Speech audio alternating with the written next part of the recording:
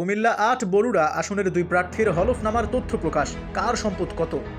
আসন্ন জাতীয় সংসদ নির্বাচন উপলক্ষে কুমিল্লা ৮ আসনের প্রার্থীদের দাখিলকৃত হলফনামা থেকে তাদের বার্ষিক আয় ও সম্পদের তথ্য প্রকাশ পেয়েছে। স্থানীয় সংবাদ মাধ্যম কুমিল্লার কাগজের প্রতিবেদন অনুযায়ী এই আসনের দুই প্রার্থীর হলফনামায় আয়ের উৎসে বড় ধরনের বৈচিত্র্য লক্ষ্য করা গেছে। প্রার্থী জাকারিয়া সুমনের সম্পদ ও আয়ের হলফনামায় দেওয়া তথ্য অনুযায়ী প্রার্থী জাকারিয়া সুমনের বার্ষিক আয় ৫৯ কোটি টাকা।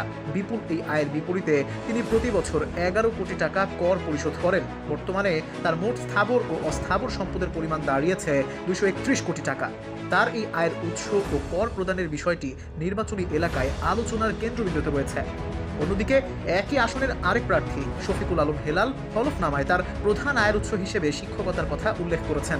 তার দেয়া তথ্য মতে শিক্ষকতা পেশা থেকে তার বার্ষিক আয় ২২,৮৪,০০০ টাকা। তার স্ত্রীর আয়ের উৎস হিসেবে টিউশনের কথা উল্লেখ করা হয়েছে, যেখান থেকে বার্ষিক আয় আসে ৫ লক্ষ টাকা। নির্বাচনী প্রেক্ষাপট, নির্বাচনী কমিশনের কাছে জমা দেয়া এই তথ্যগুলো প্রার্থীদের স্বচ্ছতা ও জীবনযাত্রার মান সম্পর্কে ভোটারদের একটি ধারণা দিচ্ছে।